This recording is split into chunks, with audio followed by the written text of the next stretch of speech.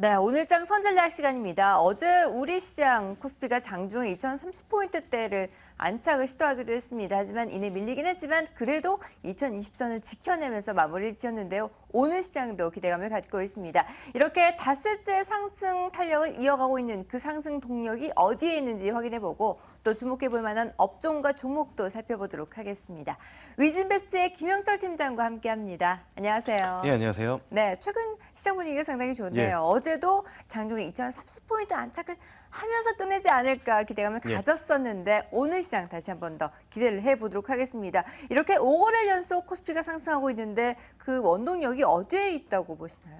예, 사실 이제 뭐 코스피가 좀 최근에 추세적으로 좀 강한 움직임들을 보여줬었던 건 가장 중요한 부분들은 역시나 이제 삼성전자 실적 발표가 일단 시장의 기대 심리를 좀 키웠다라는 부분들이고요. 그리고 이제 삼성전자로 몰렸던 수급들이 이제 낙폭 과대였었던 업종이나 종목 위주로 순환매가 나타나고 있다라는 부분들을 좀 생각을 해볼 수가 있겠습니다. 그래서 삼성전자에서 낙폭 과대주로의 이제 그 매기 이동 그런 부분들 이제 뭐 흔히 말해서 이제 풍선 효과라고 조금 보시면 좋을 것 같은데요. 그리고 이제 대외적으로는 사실 이제 뭐 미국이랑 중국 쪽에서 긍정적인 이슈가 나오는 것 자체가 증시의 긍정적인 흐름들을 이어가고 있다라고 좀 보시면 좋을 것 같습니다. 하나 같은 경우에는 미국에서는 이제 뭐 피셔 부의장 같은 경우가 약속은 아니다라고 이제 뭐 무조건 한다라는 부분들은 아니다.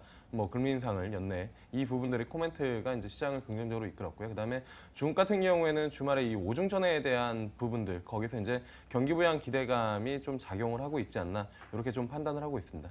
하지만 이제 대내적으로만 놓고 본다라고 하면은 개인적으로 어제 시장 뭐 장중에도 계속 고민을 했지만 시장이 이렇게까지 올라올 만한 이유가 있을까라고 이제 생각을 해봤지만 뚜렷할 만한 이유를 그렇게 찾지는 못했다라는 부분들이거든요. 개인적인 평가로 그러니까 대외적으로는 그런 긍정적인 이슈는 있지만 뭐 수급적인 부분들이나 아니면은 뭐 실적적인 측면들을 봤을 때 그렇게 긍정적인 흐름들이 지속적으로 이어질 가능성은 좀 낮지 않을까 이렇게 좀 판단을 하고 있습니다. 왜냐하면은 지금 증시 같은 경우에 2010년 이후로 지속적으로 거의 한 4년, 5년 가까이 박스권을 보여주고 있는데 1900선에서 1950선 밑으로 내려가면은 펀드 쪽으로의 자금이 들어오는 부분들이 나타났고 그다음에 2000선 위쪽, 2050포인트 위쪽에서는 지속적으로 펀드 쪽에서 이제 자금이 유출되는 그런 모습들을 좀 보여줬기 때문에 이 부분에서 추가적인 상승이 나온다라고 하면은 그쪽에서 매물 압박을 쉽게 이겨내기에는 쉽지 않다라고 이제 좀 보고 있습니다. 그래서 큰 흐름에서는 추세적인 상승보다는 박스권 대응이 유효하다 이렇게 좀 판단을 하고 있습니다. 네, 박스권 상단을 돌파하면서 의미 있는 레벨업까지는 상당한 부담을 느낄 것으로 판단을 하고 있습니다. 어쨌든 이렇게 시장을 이끄는 것 외국인의 힘이 지난주 후반부터 상당히 예. 컸습니다. 하지만 외국인의 포지션도 끝까지 믿을 수는 없는 상황인데요. 언제까지 이런 추세가 이어질까요? 사실 이제 외국인들이 국내 시장을 추세적으로 산다라고 해서는 좀 어렵다라고 보고 있습니다. 그러니까 네. 그간에 이제 매도가 워낙 강했기 때문에 그 부분들을 좀 줄여놓고 순매수를 일부 이제 이번 달 들어와서 전환을 하면서 그 부분들이 좀 더 도드라지게 이제 좀 보이는 부분들은 있지만 외국인들이 추세적으로 국내 시장 특히나 이제 뭐 국내 시장을 포함한 아시아 이머징 쪽으로 강하게 뭐 위험 자산 선호 현상을 뭐 만들면서 이렇게 들어온다라고 판단하기에는 조금 어렵지 않을까 이렇게 좀 보고 있고 오히려 외국인들 같은 경우에도 시장 전체보다는 좀 종목적으로 종목에 압축을 해서 좀 개별 종목 그러니까 대형주 몇 가지 이제 뭐 이벤트가 있거나 아니면 또는 이제 실적이 개선될 수 있는 종목적으로 좀 접근을 하는 그런 흐름들이 조금 이어지고 있다라고 이제 좀 판단을 하시면 좋을 것 같습니다. 네, 외국인들의 수급 추세적으로 완전한 전환은 보기 어렵다라고 평가를 하고 계십니다.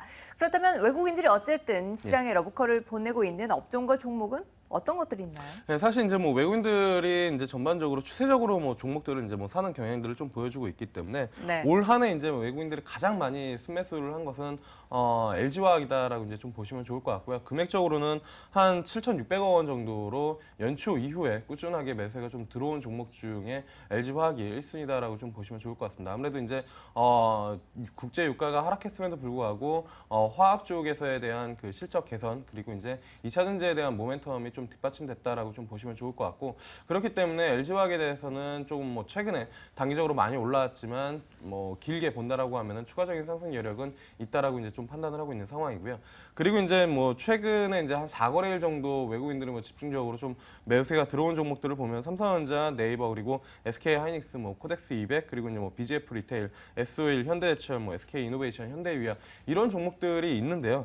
이 종목들에서 공통점을 찾기에는 조금 쉽지는 않다라는 부분들입니다. 그러니까 낙폭이 좀 컸거나 아니면은 실적 개선에 기대감이 있는 그 종목 위주로 뭐 외국인들이 최근에 이제 좀 매수가 들어왔다라고 이제 조금 판단을 하시면 좋을 것 같고, 그래서 앞서 말씀드린 것처럼 전반적으로 시장을 사기보다는 외국인들이 그냥 종목별 모멘텀을 보고 이제 그 매수가 들어오고 있다라고 좀 판단을 하고 있고요.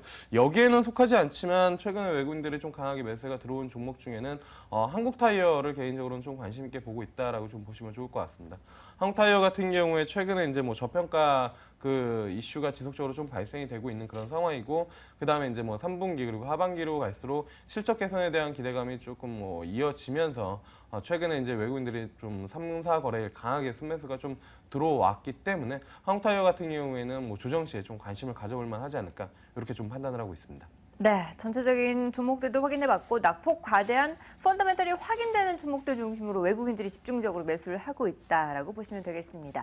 자, 그리고 환율의 움직임도 심상치가 않습니다. 한 달 만에 1,200원대에서 1,140원대까지 급락세를 보여주고 있는데 이 속도로 계속 가지는 않겠죠. 어느 정도 속도 조절이 필요해 보이는데요. 예.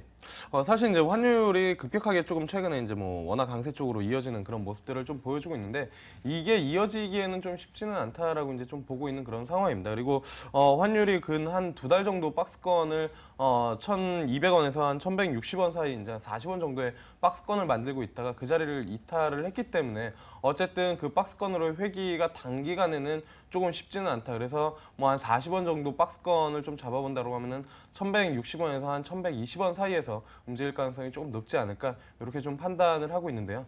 사실 지금 뭐 원화 같은 경우가 원래 이제 원달러, 그러니까 달러에 연동되는 그런 부분들인데, 달러 자체가 이렇게 뚜렷한 변동성을 좀 그러니까 방향성을 좀 보여주지 못하고 금리 인상에 대한 그 기대감이 뭐 내년으로 이제 뭐 미뤄지면서 이러한 부분들이 이제 좀 원화를 움직이는 그런 요인 중에 하나였는데요. 여기서 고민할 것은 그렇다라고 하면은 이 원화 강세를 베팅을 하면서 외국인들이 들어올 것이냐, 이 부분들은 사실 뭐 국내 전반적인 주식시장에서는 긍정적인 흐름으로 좀 작용을 하겠지만, 어제장에서도 이제 뭐 보여줬듯이 원화가 이렇게 강세가 본다라고 하면은 최근에 이제 뭐 수출주에 대한 관심이 조금씩 높아지던 그런 상황에서 그러한 부분들이 급격한 차익 실현이 나올 수 있다라는 부분들입니다. 사실 뭐 삼성전자 같은 경우에도 실적 발표에서 지금 뭐 수출 그 환율에 대한 이슈가 더 크게 작용을 했다라고 이제 좀 판단을 하고 있는데, 지금 이렇게 환율이 급격하게 강세 쪽으로 이어진다라고 하면은 그러한 모멘텀을 가지고 있었던 종목들 자체가 모멘텀을 잃어버리는, 그렇기 때문에 시장 전체적으로는 좀 부진한 움직임들이 나타날 수 있는 그런 상황이다. 그래서 개인적으로는 뭐 원화 강세를 보고 외국인들의 베팅이 들어오기보다는 후자 쪽, 그러니까 환율이 원화 강세 쪽으로 가면서 수출주에 대한 모멘텀을 잃을 가능성이 조금 더 높지 않을까 이렇게 좀 보고 있는 그런 상황이고요. 그다음에 뭐 삼성전자 실적에서 봤듯이 지금 환율 이슈로는 국내 주식시장을 이끌어갈 만한 그런 모멘텀은 아니다라는 겁니다. 그러니까 기업 자체가 성장을 해야 된다라는 부분들인데, 그러니까 뭐 판매가 증가가 되거나 아니면 이익이 꾸준하게 증가되는 그런 연속성을 보여줘야 되는데, 환율 자체가 이렇게 방향성이 없다라고 하면은 기업 이익에 대한 신뢰도가 오히려 떨어지는 그런 부분들로 좀 작용할 가능성이 좀 높다. 그래서 저는 개인적으로 지금 원화 강세는 그렇게 국내 주식시장에서는 긍정적인 모멘텀은 아니다라고 이제 좀 판단을 하고 있습니다. 네, 환율이 이렇게 급락세를 보여주면서 원화 강세에 또 힘이 실리고 수출주들의 부담이 될 수밖에 없습니다. 탄력을 잃어갈 것으로 전망을 하고 있는데요.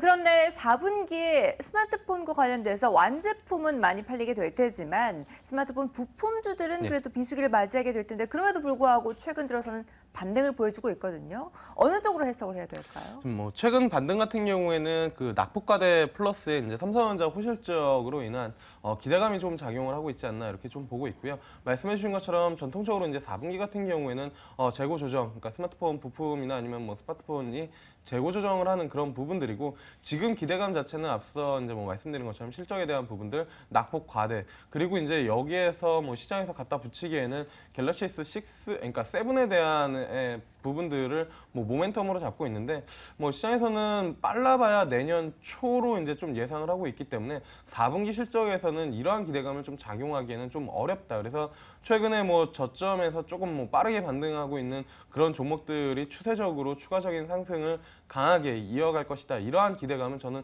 절대적으로 좀 금물이지 않을까 이렇게 좀 보고 있고요. 그나마 그 중에서 좀 관심을 가져볼 만한 종목은 Y솔이지 않을까 이렇게 좀 보고 있습니다. 사실 뭐 Y솔이나 기타 이제 그 스마트폰 부품주들의 차트 흐름을 좀 놓고 본다라고 하면은 확연히 다른 흐름들을 좀 보여주고 있는 그런 상황이고 Y솔 같은 경우에는 그 소우 필터 쪽에 이제 특화된 그 사업 모멘텀을 가지고 중국 로컬 기업 쪽으로의 매출을 좀 증가시키고 있는 상황이기 때문에 스마트폰 부품주 본다라고 하면 Y솔 정도를 탑픽으로 좀 꼽아볼 수 있지 않을까 이렇게 좀 보고 있습니다. 네, 큰 기대를 하기는 어렵지만 종목별로 봤을 때는 Y솔에 대한 기대감은 여전하다라고 평가해 주셨습니다. 자, 어제 시장 분위기가 좋았기 때문에 오늘 시장까지 6거래일 연속 상승 랠리를 이어가지 않을까 기대감을 가지게 하는데 오늘 시장은 전체적으로 어떤 전략이 필요할까요? 개인적으로 이제 뭐 말씀을 드렸지만 사실 2050포인트 위쪽으로 올라가면은 차익 실현 욕구가 좀 강하게 작용할 수밖에 없는 그런 상황인데 그래서 지금 현 레벨 수준에서 위쪽으로 올라갈 때는 많이 먹을 게 없다라고 이제 좀 판단을 하고 있는 그런 상황이고요. 만약에 이제 뭐 트레이딩이 좀 빠르신 분들 같은 경우에는 낙폭 과대 쪽에서 순환매가 좀 작용할 수가 있으니까 거기에서 이제 뭐 투자 포인트를 좀 잡아보시는 게 좋지 않을까 이렇게 좀 보고 있고 저점 대비 많이 올라온 종목들이나 아니면 흔히 최근 시장에서 긍정적인 리포트 또는 관심이 쏟아지고 있는 종목들 같은 경우에는 추가적인 상승이 그렇게 강하게 나타나기는 좀 어렵다. 그래서 조정 시에 접근을 하는 그런 부분들, 조정이라는 것 자체가 장중 조정이 아니라 한 2, 3거래일 이상 뭐 조정을 받아주면은 분명히 조금 매수 포인트를 주기 때문에 뭐 현 시장에서는 추격 매수로 뭐 수익을 끌어올리기에는 좀 어려운 시장이다. 이렇게 좀 판단을 하고 있고요. 관심 있게 보고 있는 종목은 AJ 네트워크스라는 기업 좀 관심 있게 보고 있는 그런 상황입니다. 사실 뭐 AJ 렌터카로 조금 더 이제 뭐 시장에 좀 많이 알려져 있을 텐데 AJ 네트워크스 같은 경우에 실질적으로 이제 지주회사격이다라고 좀 보시면 좋을 것 같고요. 이 파르트 사업 쪽에 대한 긍정적인 흐름들이 좀 이어지고 있고 최근에 수급들을 본다라고 하면은 투신 쪽에서 꾸준한 수급이 좀 유입이 되고 있기 때문에 AJ 네트워크스는 좀 관심 종목으로 두고 지켜보셔도 좋지 않을까 이렇게 좀 보고 있습니다. 네, 낙폭 과대한 종목들 중심으로 지켜보시고 유망주로는 AJ 네트워크스를 꼽아주셨습니다. 위즈인베스트의 김영철 팀장과 함께했습니다. 말씀 감사합니다. 네, 감사합니다.